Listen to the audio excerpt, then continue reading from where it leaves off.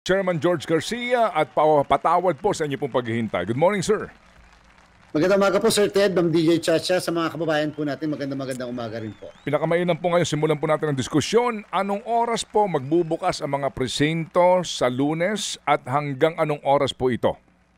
Sir Ted, sa mga kababayan po natin nakatatanda, may kapansanan, nagdadalang tao, pwede na po kayong makaboto. Eksaktong alas 5 ng umaga hanggang alas 7, exclusive po yan para sa inyo. Ibig sabihin, option lang naman po yan, hindi naman po mandatory. Yung iba naman, na hindi magigising ng ganyang kaaga, pwede pa rin po kayong bumoto ng alas 7 ng umaga hanggang alas 7 ng gabi.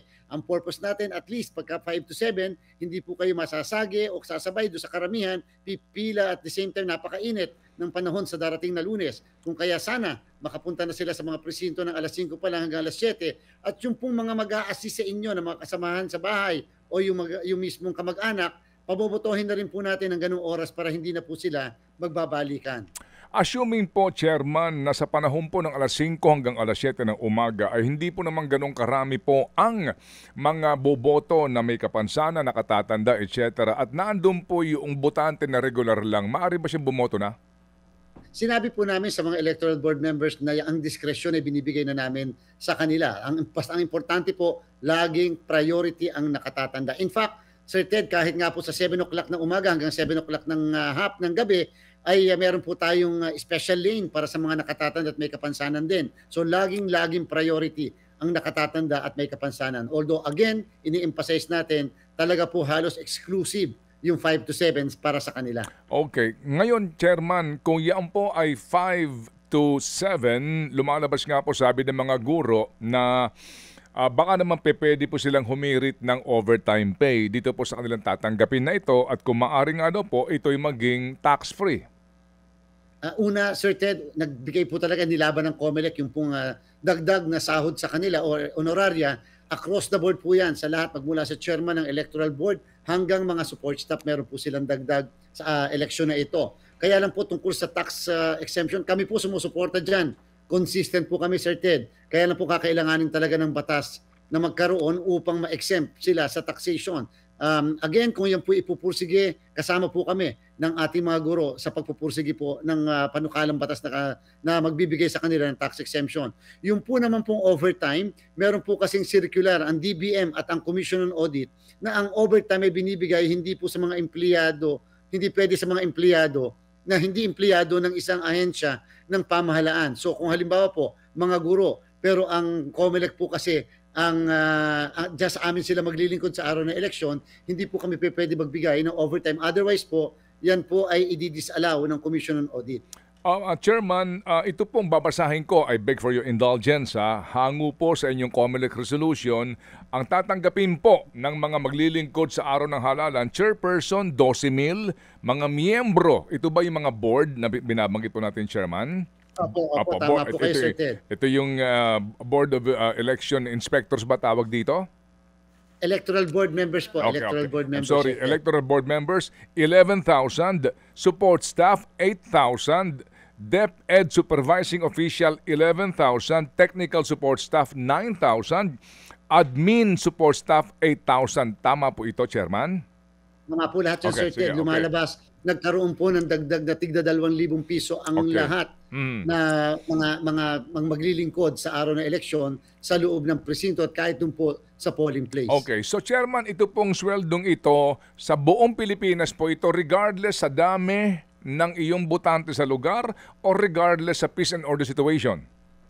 Sa buong Pilipinas po, regardless po ng mga nabanggit nyo na sitwasyon. At again, yan po ay mabibigay namin, Sir Ted, in less than 10 days after the conduct of the election. Okay, doon po sa mga maglilingkod sa mga hotspot, no? Dito po sa mga may mga nagpapatayan na, dito po sa mga may sinusunog na, sila ho ba'y may karampatan pong karagdagan na bayad na maaring tawagin po natin na na risk ano ba tawag doon? Yung pong karagdagan nga po na bayad dahil nga doon sa sitwasyon po ng kanila pong paglilingkuran? Una po muna, Sir Ted, siyempre lahat po ay nakaprescribe sa batas pero gumagawa ng paraan ng COMELEC. For example, yung nakalagay po sa batas ay minimum na service incentive leave simula noong 1985 na election code natin ay 5 days. Ang ginawa po ng COMELEC ngayon, for the first time, ginawa po nating 10 days. Kasi sabi naman ng batas, minimum eh. So at least, pwede po kami tumaas. Doon sa 5 days, ginawa nating 10 days service incentive leave. Kahit nga po hindi tayo nagpaalam sa DepEd at saka po sa kahit anong ahensya ng pamahalaan, yan po ang diniklara ng Commission on Elections. Number 2, meron po kaming nakaraan na parang trust fund, Sir Ted, na yan po more or less 40 million pesos na kung sakasakali, wag naman sana, na may isa tayong electoral board member na magbubuwis ng buhay, meron po tayong kalahating milyon na maitutulong po. Doon naman po sa mga injuries na pwede po masuffer po nila, katulad nung nakaraang barangay ng SK, may natuklaw ng ahas o kaya may nabangga ng isang tricycle, nakatulong po tayo ng 250 to 300,000 para po naman sa pagpapagamot po nila. So meaning walang hazard pay, Chairman? Wala po, Sir Ted, sapagkat wala po kasing piniprescribe na batas and therefore madidisallow po yon ng Commission on Audit. So regardless po, whether ikaw ay magsimula ng alas 5, matapos ka ng alas 2 ng hapon o earlier than 7 p.m., kumpara doon sa abutin man po ng over 7 p.m., pareho lang ang bayad. Yes po, Sir Ted, sapagkat ang sabi po, hindi naman siya salary o hindi naman siya wage, kung hindi isa lang siyang honoraria. Okay, sige po. So klaro po yan sa lahat po ng ating mga guro na maglilingkod po dito. Okay, may tanong lang po si Chacha bago po ang aking pang ilang katanungan. Go, Cha. Yes po. Chairman, paliwanag lang natin since sa pag-usapan na natin ito pong allowance sa mga electoral board members or teachers. Dito po sa BARM, merong mga guro na nag-back out or na-disqualified po bilang mga election board members. Ano pong rason nito, Chairman? Opo, dyan po sa Cotabato City, 10 at doon po sa buong BARM, 20, more or less 30 po sila. Well, of course, natutuwa tayo sapagkat kumpara nung 2022 elections, alam niyo po yung buong syudad ng Cotabato City, nag-withdraw ang mga electoral board members kung ano man po mga kadahilanan, pero again, wala tayong kinasuhan kahit isa po sa kanila. Ngayon po, dito nag-withdraw sila dahil sila po ay related doon sa mga tumatakbo sa mga lugar, sa munisipyo o probinsya kung saan sila naglilingkod. Yung iba po talaga ay dahil sa karamdaman, yung iba po medyo may edad and therefore nag-back out na lang po sila. Ang maganda naman po nito, meron po tayong hinanda na 9,000 na tinrain at DOST certified na mga PNP personnel na pangpalit kung sakasakali na may mga magbaback out na electoral board members. Oo, tama po ba? Doon daw sa Cotabato City, Chairman, meron daw 10 teachers na nag-back out dahil sa security. Yung Cotabato lang po ba yung tinitignan natin na may ganitong concern? And ano pong ginagawa ng COMELEC para matugunan yung mga ganitong issue? Well, ang binigay po ng dahilan sa amin doon sa 10, at totoo po yung 10 yan sa Cotabato City, ang kadahilanan po ay dahil nga sa related doon sa mga tumatakbo ilang konsehal, yung iba naman po dahil nga sa karamdaman. As to whether may ibang reason sila, hindi po yan ang kanilang ibinigay sa atin. Ano po ang ginagawa natin? Meron po tayong mga pampalit na mga PNP personnel na pwede pong pumalit po sa kanila. At again, ito po ang commitment ng COMELEC. Katulad ng ginawa natin noong 2022 at ng barangay and SK elections, bagamat hindi po talaga, hindi naman po mandatory ang paglilingkod sa araw ng eleksyon ng DJ, Sir Ted, hindi po kami magkakaso sa kahit na sino na mga guro kung yan po ang magiging mangyayari sapagkat paniniwala natin, bayani ang mga guro, hindi dapat silang kinakaso. Amen. So, klaro Chuck, kung ang maglilingkod po bilang bahagi po ng electoral board sa mga paaralan sundalo o pulis, yung sweldo ng teacher mapupunta po sa kanila. Tama po kayo, Sir Ted. Bagamat nakapag-advance na po kami, nung mag-train kami ng mga guro, ibang separate po yun na amount, pero kasama po talaga yon. Dahil hindi natin mapipigilan kung ayaw ang isang guro dahil po sa bagong Education Act natin, hindi na po mandatory ang ating pong paglilingkod sa araw ng eleksyon. So clarify natin, Chairman, yung mga balita po na lumabas na nag-back out dahil sa safety concerns, wala pong katotohanan yun at wala tayong area na ganoon po ang nangyari. Wala po yung 30 na nasa Bangsamoro kasama yung 10. So more or less 20 yung Bangsamoro, 10 ang Cotabato City dahil na po sa karamdaman lang at dahil sa relationship doon sa mga tumatakot. Mas maganda po yon. At least sila na yung voluntary nag-inhibit para lang po hindi sila pagdudahan habang naglilingkod as member ng electoral board. Okay. Ano mga hotspot ngayon natin, Chairman? Ano pong mga regions ngayon, lalawigan, if you may, na ngayon po ay tinuturing po na hotspot ng COMELEC? Sir Ted, meron po tayong 36 na red category areas. Kasama na po dyan, alimbawa, ang ilang munisipyo dyan sa Abra. Meron din pong ilang munisipyo dyan po sa may bandang Camarines Sur. At meron po tayong 2 dineklara na COMELEC controlled areas. Yan po ang Datu Udin Sinsuat sa Maguindanao North at doon po naman sa south ang Buluan, Maguindanao. Sa iba pang area, Sir Ted, naka-red category lang sila. For example, Sharif Agwak at ibang lugar dyan sa Basilan, sapagkat doon sa sitwasyon na nangyari ng mga nakakaraan lamang, and at the same time yung kasaysayan nung mismong lugar na kalimitan mayroong kaguluhan. Pero alam niyo po, mas bababa di hamak ngayon ang ating pong naideklara na red category areas. At again, dalawa lang po ang ating COMELEC controlled area. Sa kasalukuyan, meron po tayo simula noong October na 40 election-related violence, Sir Ted. At yan pong 40 na yan, confirm po yan. Hindi po nangangahulugang may namatay, basta po nagkaroon ng violence. Yan po ay election-related violence. At mas mababa po yan nung pong 2019 na more or less 120 at 2022 na more or less mahigit din 100 na election-related violence. So sa ngayon po, ano pong lugar, Chairman, again please, pasakalaman po ng ating tagapakinig, ang totally under COMELEC control?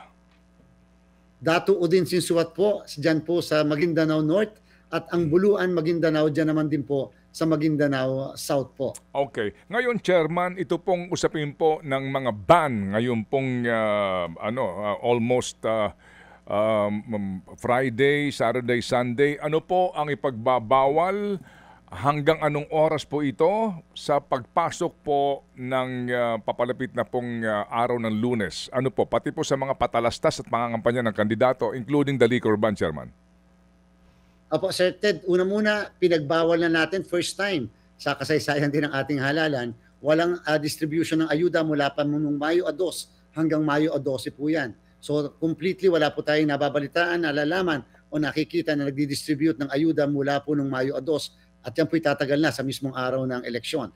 Ngayon po yung issue ng pagbabawal naman sa pangampanya isang araw bago mag-eleksyon sa linggo. In fact, sa 12:01 sa pagitan ng Sabado ng gabi hanggang pa 12:01 ng linggo, bawal na pong mangampanya ang mga kandidato. At sana yung mga naglalakihan natin tarpulin, baka pwedeng makipatanggal na sa mga kandidato. At nangangahulugan yung pagdidistribute po ng ating mga polyetos, yung ating mga sample ballots, bawal na po yan mula linggo pa lang, lalo na sa araw ng eleksyon na gumagamit pa yung iba ng mga bata para hindi naaaresto. Pinagbabawal po natin yan. At sana ma-report sa atin, ma-file natin ang kaso yung mga magbabiolate po yan. Yung liquor ban, again, isang araw bago mag-eleksyon, bawal na rin po yung magpapainom o magbebenta ng ating pong mga alak. And therefore, kabilin-bilin na natin sa mga nagtitinda, itago nyo na po muna yung mga alak na yan dahil po pinagbabawal din natin yan. 12 midnight po papasok ng Sunday hanggang 12 midnight po ng May 12,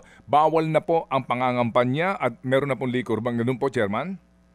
Tama po kayo, Sir Ted, at yan po ay masidhi nating ipapatupad upang again makita nila na talagang ang lahat ay dapat sumusunod sa ating batas at patakaran. Meron na po kang inilabas na mga disqualification po na desisyon ang COMELEC ngayon, although ito po naman po hindi pa nga kaninyo final. Ngayon hubang Sabado at Linggo, meron pa ho ba kayong ilalabas na mga desisyon po sa disqualification? Ngayon pong araw na ito may ilalabas po tayong disqualification patungkol sa isang kumakandidatong congressman na kung saan ang findings po ng COMELEC and Bank ay meron nagkaroon ng vote buying and therefore pinapatanggal natin ang kanyang pangalan bilang isang kandidato. Kung sakali man na hindi na matanggal, halimbawa hanggang darating na Lunes, meron po naman kaming kapangyarihan na isuspend ang proclamation kung sakaling mananalo ang naturang kandidato. Okay, so meron lang po katanungan pa si Chacha bago po inyong lingkod. Yes. Chairman, nakarating na rin po ba sa inyong opisina ito pong disqualification cases naman na ifinail po ni Mayor Lucy Torres Gomez, kina dating Justice Veloso at kay Mayor Takoy po? Apo, nakarating na po sa ating clerk of the commission yung mga na-file ng mga kasong yan in the same manner na talagang yun nga po, yung medyo sa lugar na yan may mga kanya-kanyang filing din po dahil yung kabilang kampo nagpapile din po ng mga kaso laban din naman po sa kanila. Okay, and then ito po ay naihain na po sa inyo, and do we see any resolution of the COMELEC here before the election or ano po? Baka po hindi kayanin before the election, Sir Ted. Siyempre kapapay lang po yan. Therefore, iraraffle pa po yan sa isang division. Pagkatapos mag-i-issue ng summons at pagkatapos pasasagutin po. Pero ito po ang gusto nating liwanagin. Again, Sir Ted, hindi po lahat ng mga merong disqualification cases sa COMELEC ay masususpend ang proclamation para mawala naman po yung agam-agam ng ilang tumatakbo. Sapagkat kung magkakaganon, ay lahat po magpapail ng kaso, millions na disqualification ang tatanggapin ng Commission on Elections. Pero kung mabigat ang kaso at mabigat ang ebidensya at aligasyon laban sa kanila, may kapangyarihan po kaming isuspend ang proklamasyon po nila. Pag Okay. local position po, kahit sila ay nanalo na, nakaupo na, kaya at pwede pa rin po namin silang tanggalin. Pag national position, hindi man po namin sila masuspend kagad ang proclamation. Meron po kami hanggang June 30, 12 o'clock ng katanghalian para po desisyonan ng kanilang kaso para hindi mawala ang jurisdiction ng Commission on Elections. Okay, yan pong gusto ko ngayon klaruhin ha, para po mas maliwanag po, Chairman. Okay, ihiwalay po natin ang mga kandidato sa pagkakongresista at lokal na posisyon. Ora, sa pagkakongressman kaninyo, Chairman, yun ho bang pagsuspinde sa proklamasyon ng winning candidate, ano po, ay tanging kapangyarihan, ay maaring gawin ng COMELEC motu proprio without any petition na nanggagaling kaninuman? Yes po, Sir Ted, pwede pong motu proprio at pwede pong merong mag-file ng motion to suspend proclamation sa isang existing o pending case sa COMELEC. No? Ibig sabihin, dapat ay merong isang pinanggagalingan na kaso which is more or less a disqualification case. So para po merong ma-aksyonan din naman ang Commission on Election. Kung walang ipa-file na motion to suspend proclamation, pwedeng kami mismo, motu proprio, ang maggawad ng isang order para po isuspend ang proclamation ng isang nananalong kandidato. Paano po natin maiiwasan na ito po yung maging arbitrary, Chairman, na bagamat wala pong nakapagprotesta na sino man pong partido sa proklamasyon nito pong winning congressional candidate, ang COMELEC lamang po ang pwede rin pong mag-suspend nito pending resolution po of any complaint. Paano po iyon kung sakasakali na kaninyo ngayon may mga nagdadating pa po mga complaints? So, opo, Sir Ted, basta po ito maliwanag, dapat may pending case sa COMELEC. Kung walang pending case sa COMELEC, wala po kaming basehan ng pag-aaksyonan to suspend the proclamation. Maliban na lang kung ang pending case ay final mismo ng isang fellow candidate, final ng isang registered voter, o final ng isa sa mga task forces o committees ng COMELEC mismo, motu proprio. Diyan lang ang pwede maging aksyon o maaksyonan ng komisyon. Pero po yung walang pending case at all, Sir Ted, hindi po mag-i-issue ang COMELEC ng order to suspend proclamation. At least po, pag kami mga pending case or cases, may pagbabasihan kung may merito ba ang kaso na na-file o wala, para maiwasan yung tinatawag na grave abuse of discretion amounting to lack or excess of jurisdiction. Chairman, ito hong proklamasyon ng isang winning congressional candidate, hindi ho ba sa ilalim po ng mga jurisprudence na kapag naproklama na siya ng Board of Canvassers, ng Provincial Board of Canvassers, pag ho na-proclaim na regardless po kung hindi pa siya nakapag-assume on June 30 or hindi pa siya nakapag-take oath kung kanino man, hindi ho ba agad-agad ang jurisdiction dyan HRET na? Nagkaroon po ng panibagong mga desisyon. Ang kauna-unahang naging desisyon na bago ay yung kaso ng Reyes versus COMELEC involving yung isang kongresista ng Marinduque, kung inyong natatandaan, Sir Ted. Oo, si na Gina. Kung saan nagdagdag po ang Supreme Court ng 3 ng requisites para mawala ng jurisdiction ng COMELEC sa isang posisyon katulad ng congressman o kaya ng senador o kahit pa sa mas mataas na pwesto. Una, sabi po ng Korte Suprema, dapat may valid proclamation. Kapag po kasi proclamation lang ang pagbabasihan, sabi ng Supreme Court, dyan pumapasok yung pernicious practice ng grab the proclamation, delay any protest. So kung tutuusin, ang ginagawa ng iba, basta nagpataas na ng kamay, nagpaproklama na, tinakot na yung Board of Canvassers or whatever, para lang mawala ng jurisdiction ng COMELEC sa kahit na anong pending case sa kanila. So dinagdagan po ng Supreme Court ng pangalawang requisite. So yung unang requisite, proclamation. Number 2, oath. Ang oath po, Sir Ted, hindi nangangulaga kay speaker ang oath kasi by that time na ay proklama siya, wala pa pong speaker na pinag-uusapan. Ang speaker po ay papasok pa sa July kung saan mag-e-elect sila. Yung oath po ay pwede isang chairman o kung hindi naman, yung oath ay sa isang notaryo publiko. Okay. May pangatlong dinagdag ang Supreme Court sa kaso ng Reyes versus COMELEC. Dapat po may assumption to office. Kailan po magsisimula ang assumption to office? Alas 12:01 ng June 30, makatapos ang eleksyon ng Mayo 12. Ibig sabihin, pag po ang tatlong yan ay present na, proclamation, oath, at saka po assumption to office ng 12:01, mawawalan po ng jurisdiction ng COMELEC. yung mga kasong nasa amin dapat po namin i-dismiss sapagkat wala na po kaming jurisdiction. Okay. Papasok na po yung provision Mhm. ng Article 6, Section 17 ng Konstitusyon na meron na pong miyembro of the House of Representatives. Okay, so nangangahulugan po, Chairman, na kapag po ang isang winning congressional candidate, ay hindi po nakapag-comply doon sa tatlong requirements na iyon, ang COMELEC ay maaari pang pumigil sa kanya na siya ay mag-assume sa after June 30, ganun po ba yon? Meaning, ang COMELEC po maaari pang magsabi na hindi ka pa ganap na kongresista? Opo, at maaari pong ang COMELEC ay disqualify pa sa naturang kandidato kung may pending case pa sa amin. Kaya lang po, Sir Ted, tingnan niyo po, yung mismong mangyayari po yung scenario na inyong nabanggit kung hindi nagkaroon, tama po kayo, ng isang proclamation. Okay, sige po. So nangangahulugan po na hangga't hindi po nakakamtan ng kandidato, nung winning candidate po yung tatlong mga requirements na iyon, may pakialam pa sa kanya basically ang COMELEC. Maaari pa siyang madiskwalipika ng COMELEC. Ganun po yon, Chairman. Even after June 30, kumbaga, Chairman. Tama po, Sir Ted, dahil wala pang miyembro of the House of Representatives. At gusto ko lang ituloy, Sir Ted. Kaiba naman sa lokal. Yeah, okay. Sa Yan lokal, po. Sige. sa lokal, para po mas ma-distinguish natin, sa local candidates, kahit sila'y naproklama na, kahit sila'y nakapag-oath na, kahit sila ay nakapag-assume na sa 1201, June 30, ang jurisdiction ng COMELEC ay mananatili.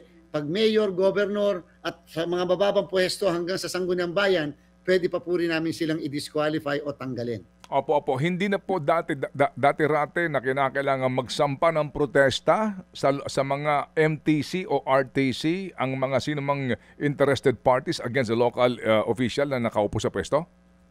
Minsan po kasi yung disqualification cases na naipafile sa amin ay pinafile hindi nung kalaban sa politika o sa pwesto kung hindi isang registered voter. Ngayon po, habang may pending disqualification case doon sa kandidato na tumakbo at nanalo, at yung mismong natalo naman ay nag-file ng protesta 10 araw bago mag-eleksyon, pagpapabilang ng balota o kung ano man yung kanyang protesta, yan po ay pwedeng, dalawang kasong yan ay tumuloy. Kasi po yung protesta, Sir Ted, lalo sa lokal, ay sa korte po pinafile. Sa regional trial court kapag ito ay posisyon ng mayor, hanggang sa sangguniang bayan, at pagkatapos po yung disqualification sa amin naman nakapending. So dalawa po ang kaso ngayon nakakaharapin nung nanalong kandidato. Yung una, yung pending na disqualification case pa na nasa amin, at pangalawa, yung pag-contest na nanalo ka ba talaga o hindi, o baka yung dapat nanalo ay yung mismong kandidato na nagke-question ng kanyang pagkapanalo. Take note, Sir Ted, kung ang na-file kay candidate A na disqualification ay vote buying, Sir Ted, na-disqualify namin siya. Question, sino ang uupo kung tapos na eleksyon, naka-assume na, nagproklama na, naka-oath na, nanunungkulan na nga si mayor, sino mag-a-assume? Ang mag-a-assume po ay yung vice mayor.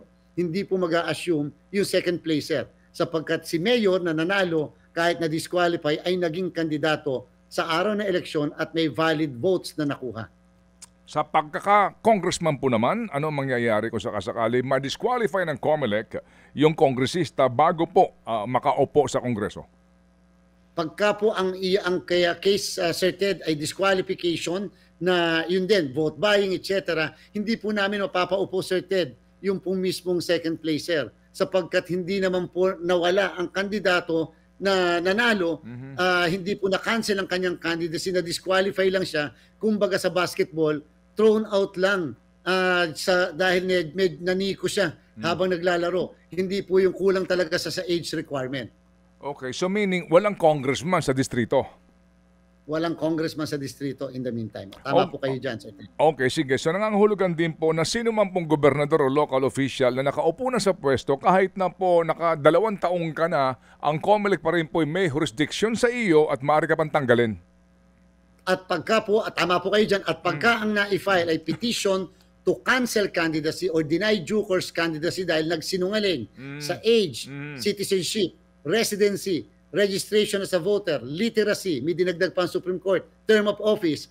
Pag po sila natanggal dyan, ang uupo, Sir Ted, ay ang second placer. at hindi po succession. Pero all other grounds ng disqualification, tulad halimbawa nga ng vote buying, violence, terrorism, ang uupo yung pong succession, sapagkat naging kandidato naman yung tinanggal na mismong nanalong kandidato. Kung nakaupo na po yung congressman sa Congress at nakaupo yung local official, sino pa ho maaari magsampa ng quo warranto case against these officials? Kapag po nakaupo na bilang congressman, ang isang losing candidate ay pwedeng mag-file ng pinatawag na protesta or quo warranto. At ito po ang pinakamaganda, may isang nag-iisang kaso na dinisisyonan ng Korte Suprema, T. Delgado versus HRET, Sir Ted. Yan po ay nangyari sa Surigao. Ang pinaupo ng Supreme Court sa isang quo warranto case dahil sa issue ng moral turpitude daw. May conviction ng moral turpitude yung naturang nanalong congressman, tinanggal ng HRET, ang pinaupo po ng HRET at sinustain ng Supreme Court, second placer, Sir Ted. Hindi po naging vacant ang posisyon. Okay, so ito pong quo warranto case can be filed by any citizen of the Philippines. Paano pong kwalifikasyon doon sa maghahain ng protesta? Ang quo warranto case po ay yes po ay pwede i-file ng registered voter of the pero po pagka after the election dapat ang magpapile po niyan ay yung losing candidate. Okay, sige po. So Chairman George, everything is set pati po itong ating extension po ng enrollment para po sa mga botante po sa ng mga OFWs. Opo, Sir Ted, hanggang Mayo 10 po ang ating po enrollment. Pero kahit po after ng May 10, pwede pa rin po sila mag-enroll. Yun nga lang po, manual enrollment po. May mga tao kami at sa mga embahada na pwede matawagan din po para po sila ay ma-enroll. Sa kasalukuyan, Sir Ted, ay mahigit na pong 200,000 ang mga kababayan natin na nagpapa-enroll. Hindi ko lang po masasabi sa inyo kung ilan na nakaboto dahil nga po pinagbabawal. So mga more or less, nasa 230,000 na po tayo sa mga nag-e-enroll na mga kababayan natin. Pahabol na katanungan, Chairman. Doon po sa aming region, usong-uso po yan. Matumal po mga botante hanggang mga alas 2 ng hapon. Alas 3 kasi nga naghihintay po ng last minute na mga bigayan. Paano po ganun pong sistema, Chairman, na aabot talaga na ho ng gabi kasi nga yung mga bumibili ho ng boto sa last minute? Alam niyo po, Sir Ted, kahit po sila ay alas 7 na ng gabi pero ang layo po nila ay 30 meters doon sa lugar kung saan sila boboto sa presinto, sila po ay pabobotohin pa rin. Yan po ang dahilan kung bakit hindi nagkakasabay-sabay, Sir Ted, yung pagtatransmit ng result sapagkat meron pang mga lugar na wala nang bumoboto ng eksaktong 7, meron naman pong kahit 7:30 na andun pa yung mga tao sapagkat nagkadami bago po magsarado ng eksaktong alas 7. Okay, ito ho pala, baka makaligtaan ko, Chairman, baka naman marami ang magugulat ho ng kinahapunan o gabihan po ng May 12 na ang bilis naman ng desisyon, ang bilis naman ng resulta. Chairman, kapag po nagsarado na po yung presinto, anong proseso sa pag-transmit niya all the way sa inyo pong COMELEC server? Sir Ted, ito po pagka nag-7 o'clock, kunyari assume natin 7 o'clock tapos wala nang bumoboto. Ngayon po magko-close voting ang ating pong mga teachers. Pag nag-close voting po sila, kaagad po magsusuma total ang makina. Seconds lang po, wala pang 10 seconds. Magsusuma total ng lahat ng boto po. At pagkatapos po magsuma total, Sir Ted, ang makina ay kaagad mag-iimprenta ng siyam na election returns. Siyam kaagad po yan. At yung pang-siyam, kaagad pipirmahan ng mga guro, magtatamag sila, pati po yung mga watchers, at ipapaskil kaagad sa labas ng presinto para nakikita ng lahat, napipicture ng lahat, alam na kaagad kung anong boto ng bawat isa. Pagkatapos po pag-imprenta ng siyam na election returns at nagpaskil, ang makina ay magtatanong, do you want to transmit the results? Ang mga teachers naman, ipapasok nila yung smart card nila, pati yung kanya-kanya nilang PIN code number or password number na kanila lamang yon. At pagkatapos, tsaka sila magta-transmit ng results. So again, printing muna, tsaka transmission ng result. At ito po, Sir Ted, uulitin ko, first time lahat po ito, nakatransmit sa PPCRB, sa server nila, sa NAMFREL, sa majority party, sa minority party, at sa media may sarili pong server. Located sila sa isang building para makapag-compare sila sa natatransmit sa bawat presinto. At pagkatapos po mag-transmit, mag-iimprenta muli ang makina ng 21 na election returns para maipamigay sa ibang political parties sa probinsya at iba pang 10 major political parties. At pinakapanghuli, pagkatapos po mag-imprenta ng 21, yung lahat po ng picture images ng balota, Sir Ted, na nahulog sa maghapon. Halimbawa, 500 ng botante sa presintong yan, 300 na nakaboto. Yung 300 picture images ng balota randomized, hindi po base sa sunod-sunod na pagkakaboto, ay ipapakita sa lahat ng watchers sa screen, sa 14-inch screen ng makina at sa mga observers. Papayagan namin silang picturean yung lahat po ng ballot images, i-video nila para manually pwede nilang i-count yung mismo mga boto kung tumutugma sa election returns na na-imprenta at sa election returns na na-transmit na result. Okay, so ito ho, para mas malinaw po, Chairman, na nangangahulugan po na yung bawat makina po, no, na sa mga presinto matapos ma-accomplish yung binabanggit nyo ng mga election returns and yung pagpapaskil na yan, etc., hindi na dadaan itong makinang ito sa server ng city, municipal, or provincial. Diretso na ito kaagad doon sa mga servers ng lahat po ng PPCRB, NAMFREL, media, kayo, at mga partido, etc. Sabay-sabay po yun, hindi lamang dadaan muna sa inyo bago nyo i-transmit doon sa binabanggit yung dapat na makatanggap ng mga election returns na iyon.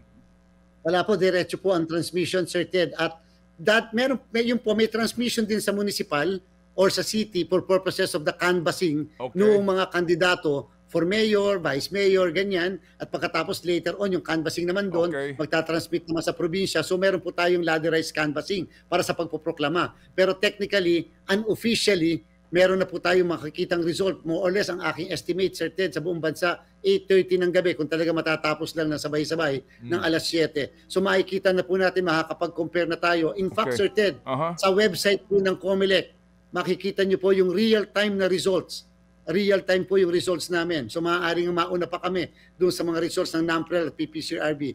At isa pang pinaka-importanting transparency measure, pinayagan po namin, Sir Ted, ang NAMFREL at PPCRB.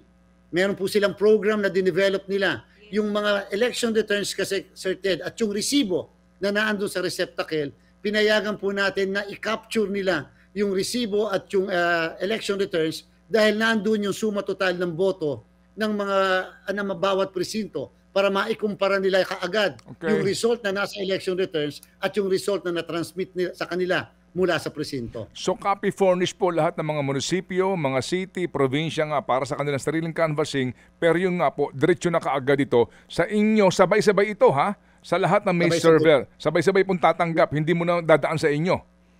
Yes, Sir Ted, hindi na po dadaan ito, wala pong dadaanan. Nung tayo po'y nag-mock election, tayo po'y nasa Patikul, Sulu. 4.5 seconds.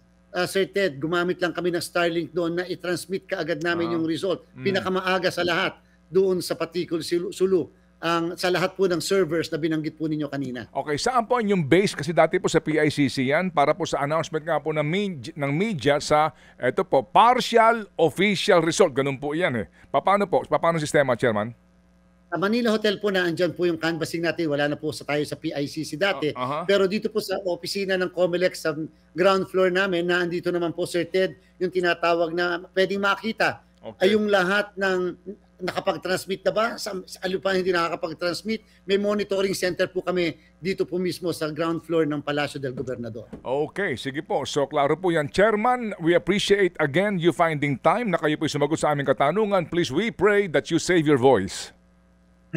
Maraming salamat po, Kung DJ Chacha, Sir Ted. Mabuhay po kayo. Maraming salamat lagi sa pagtulong po sa amin. Salamat na marami.